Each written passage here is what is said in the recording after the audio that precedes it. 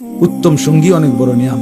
আমার ড্রাইভার আমারে সারা জীবন যে 5 বছর সে আমার গাড়ি চালায়, আমি যতবার তারে চলার পথে নামাজের কথা মনে করাইছি, আমার চাইতে কমপক্ষে 1000 বার বেশি সে আমারে মনে করে। ঠিক এই 5 ওয়াক্ত নামাজের জন্য তার খেয়াল জামাত ধরার প্রতি আমার চাইতে 100 গুণ বেশি, 100 গুণ বেশি। আলহামদুলিল্লাহ, আল্লাহর দয়া। আমি তো মনে করি আল্লাহ পাকের মেহেরবানি। এই বছর এই যে আগামী শুক্রবার আমার উমরার ফ্লাইট, সেও যাবে আমার সাথে।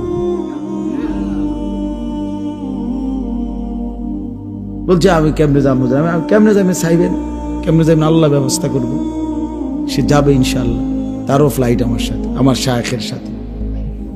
এই জন্য বললাম, জাহান্নামী বলবে আল্লাহ আমি ভালো মানুষ পাই নাই। যুবক ছেলেরা আফসোস করবে এই অসৎ বন্ধুর জন্য, যে তোমারে নারীর ছবি, নাচ গান আর বিকৃত হাসি দিয়ে নষ্ট করে দিছে। তোমারে কোনো মেয়ের সাথে লাইন করায় দিছে, তোমারে কোনো জুয়ার আড্ডায় শিখায় দিছে, তোমারে কোনো মদের আড্ডায় নিয়ে গেছে।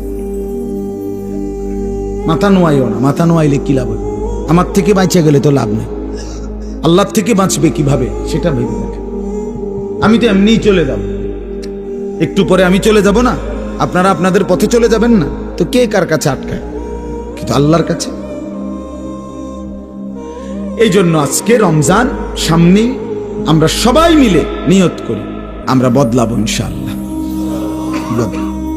মান লাম ইয়াদা কাওলা যুর ওয়াল আমালা বিহি ফালাইসা লিল্লাহি হাজাতুন আন ইয়াদা তাআমাহু ওয়া শারাবাহু।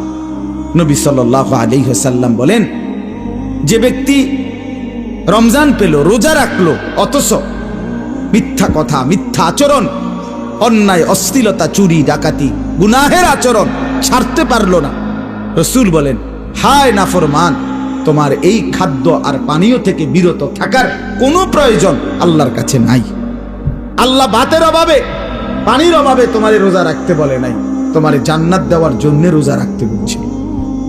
তোমারে বলছে লাআল্লাকুম তাত্তাকুন, তোমারে বলছে আমি মুত্তাকি বানাবো বান্দা তোকে, তোর ঈমান আমি নিলাম বান্দা। ইয়া আইয়ুহাল্লাযীনা আমানু, হে ঈমানদারগণ, মানে হলো বান্দা আমি তোমার ঈমান নিলাম, এবার আমি তোমাকে তাকওয়া দেব, লাআল্লাকুম তাত্তাকুন।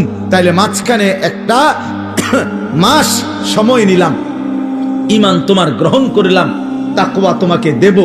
ঈমান আর তাকওয়া হবে, তোমার ঠিকানা হবে সরাসরি জান্নাত। যে মুত্তাকি সে জান্নাত।